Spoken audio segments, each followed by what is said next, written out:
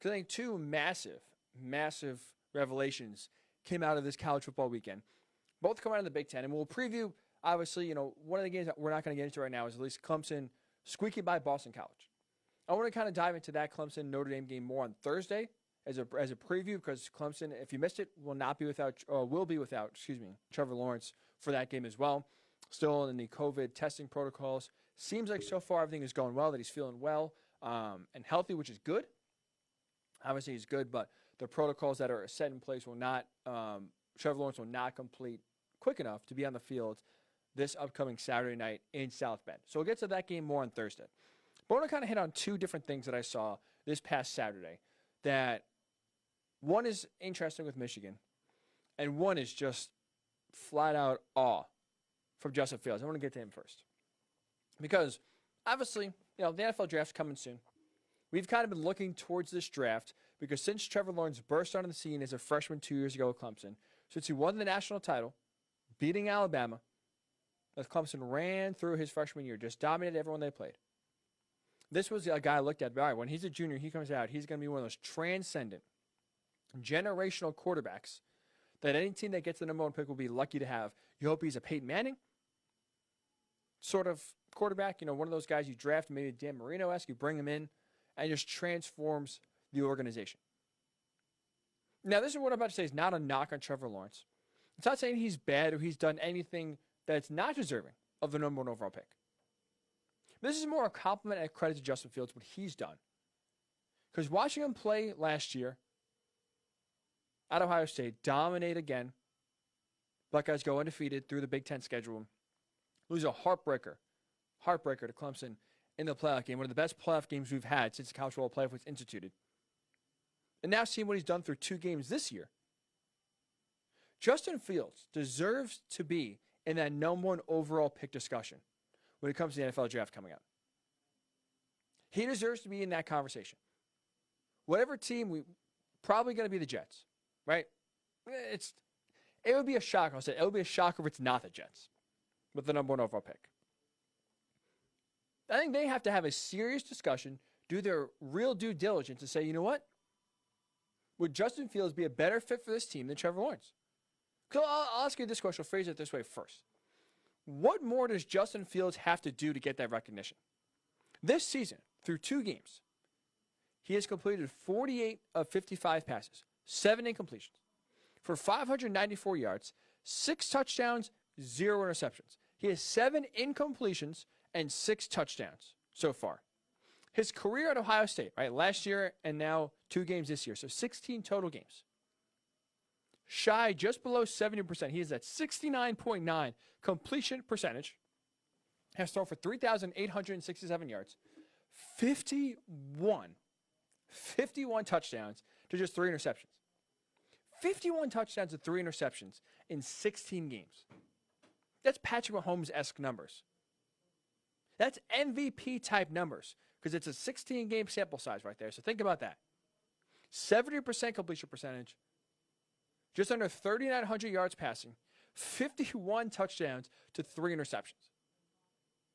When you look at him play, and obviously I got a nice look, an up-close look this past weekend as a Penn State fan, watching Justin Fields carve up that Penn State secondary, carve up that Penn State defense.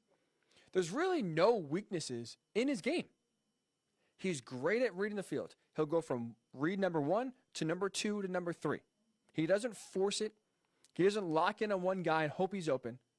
He will throw to the open guy, which especially in college, is not a foregone conclusion. It's not something you see a lot of. It's why Joe Burrow was so impressive and so deadly at LSU last year, because he went from 1 to 2 to 3 to 4. He wasn't rushing. He trusted his protection, and he knew what he was looking for. Justin Fields has that same sort of eye discipline when it comes to reading the field. Tremendous accuracy. He can put the ball anywhere he wants. Over the shoulder. Leading the receiver away from the defender. There's not many throws that get away from Justin Fields. There's not many throws where you look at it and say, oh man, he totally missed a wide open guy or threw it behind him and it led to an interception. Tremendous accuracy. Obviously, he's mobile. Right? Which is what you need. Now, as you see, the mobile quarterback being able to get out of the pocket, create plays with their feet is more important and becoming a big factor in the NFL. Speaking of being mobile, not only is he mobile, he's great at throwing on the run. Again, the same thing. He's rolling out. He's throwing accurate passes, leading receivers away from defenders, throwing dimes, putting it only where the receiver can catch the ball, even when there's great coverage. Because there's a few throws he made on Saturday night specifically where the receiver was covered, and he made a great throw, put it only where the receiver could get it, and they made a play for him. Great deep ball.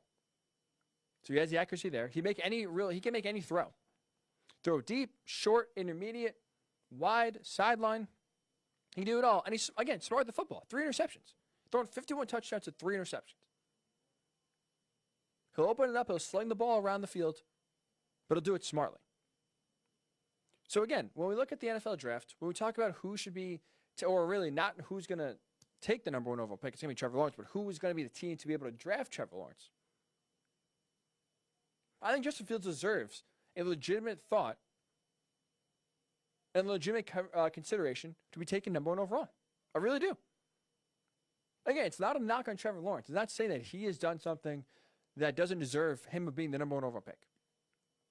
I totally agree that Trevor Lawrence is one of those generational kind of guys that could transform an organization if he goes to the right spot and they put at least some semblance of a team around him. They can really elevate a team. But why can't Justin Fields do the same thing? Like part of the reason why Trevor Lawrence is so popular right away is because he did it as a true freshman. Came right in on the biggest stage when we all watched him, and he had success. Justin Fields then had that because he's at Georgia behind Jake Fromm. Kirby Smart didn't really use him the right way. And it was a weird first year at Georgia. Comes to Ohio State and just totally lit it up. From day one with Ryan Day, has fit in and has dominated. So sure, Trevor Lawrence has a little bit better track record. He has an extra year under his belt. So a little more tape out there. He did it as a true freshman. We're always impressed by that. But I'm telling you, don't sleep on Justin Fields. This dude's legit. And if you have the number 1 pick, if you're the Jets, you could end up taking Trevor Lawrence. But there has to be some serious consideration. Don't just roll your eyes. Don't just scoff, or don't even just not even really address Justin Fields. Look at him, because he deserves. He honestly deserves that consideration, the thought, and to be included in the conversation when it comes to being the top pick in the NFL draft for 2021. That was something to watch. If it was against Penn State, I would have enjoyed it a lot more. But he is just on another level. He really is. So we'll go from elite, great player to underachieving team, and that is, of course, in the Big Ten, the Michigan Wolverines. Classic Michigan. On the road, big spot against a ranked team. I thought they were going to lose to Minnesota. While this is a big spot where, you know what, Michigan really could have a down year this year. They smoked the Gophers. Smoke them. Maybe Minnesota's a little overrated, as we're seeing, and now they're 0-2. They lose to Maryland on the road, and Maryland is a very bad football team. But, you know, Michigan gets some love. Joe Milton looks good. They're running the ball really well. This offense, for the first time, really, in the Jim Harbaugh era, actually looks exciting. Actually looks like, you know what? This actually looks like a 2020 offense. This looks like a fast, put the ball in space, make defenses be unable to tackle you, put them in bad spots. They look like they have really come around and are embracing the spread offense and actually have the quarterback to do so in Joe Milton. But, of course, as you know that Jim Harbaugh does, as you know that Michigan does, they fall flat on their face yet again, lose the game they should not lose. This time to in-state rival Michigan State, who, not only is Michigan State coming into a different year, right? Mark D'Antonio retires late in a weird sort of come out of nowhere. He's not going to retire. He's out recruiting. Then one day he wakes up and says, you know, I'm going to retire. I'm out of here. And is gone. They hire Mel Tucker very late in the process. There's no spring practice. He doesn't get really any chance to recruit his guys for this season. They open the year not only losing to Rutgers at home, they got smoked by Rutgers. Rutgers looked like a team that was actually competent. Rutgers looked like a team that actually had success the past few years, and not Michigan State. So they were embarrassed in Mel Tucker's first game as head coach of the Spartans. And they go into Michigan Stadium against a Michigan team that's feeling good, have momentum, having some people think maybe this could be the year that they finally clip Ohio State, get Jim Harbaugh that victory over the Buckeyes. And before you even have a chance to get the hype machine going, before you even have a chance if you're Michigan to start daydreaming ahead, 7 games ahead, oh man, wow, this maybe could be our year. Maybe we'll go into the shoe and shock the world. They fall to Michigan State at home, 27-24. Jim Harbaugh, since he's been there in 2015, at home, strictly at home, is 1-6 versus Michigan State and Ohio State. 1-6 versus his 2 biggest rivals at home in the Big House. So this puts Michigan in a very tough spot. Because I've said this before last year when Michigan got smoked again by Ohio State, that to me it's not all Jim Harbaugh's fault that they continue to underachieve. I think this goes even past Jim Harbaugh. This is an entire Michigan problem. So he's not the sole reason. But I mean, think about what Jim Harbaugh has done so far since he got to Michigan. He came in 2015. He's taken Michigan back to almost the Lloyd Carr era of success. Like you look at whether it was Rich Rodriguez, whether it was Brady Hoke, Michigan was a laughingstock. Like they had one good year here and there, but they were routinely 7-6, 8-5. Never really a big threat or contender. Losing games they should not be losing to some bad teams. Some bad teams in the Big Ten. So Harbaugh at least has brought them back into contention.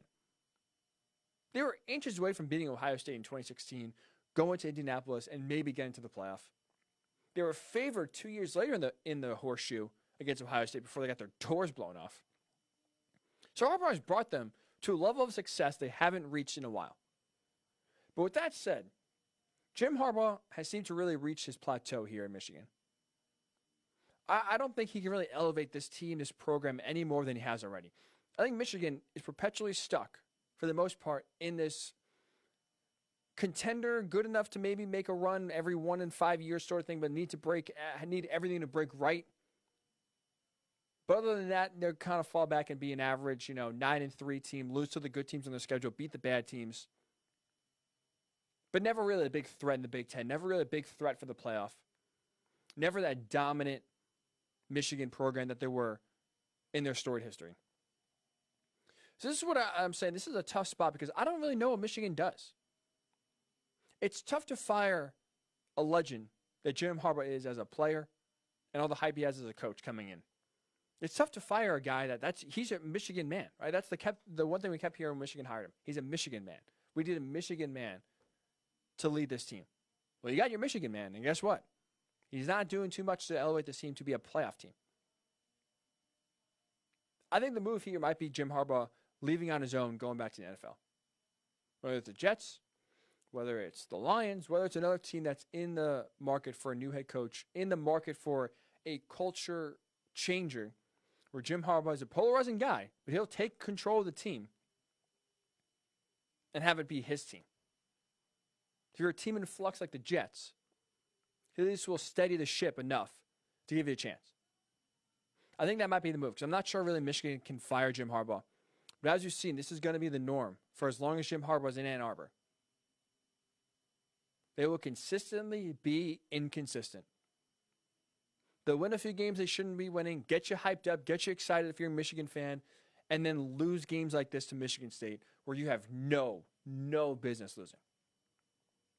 No business losing.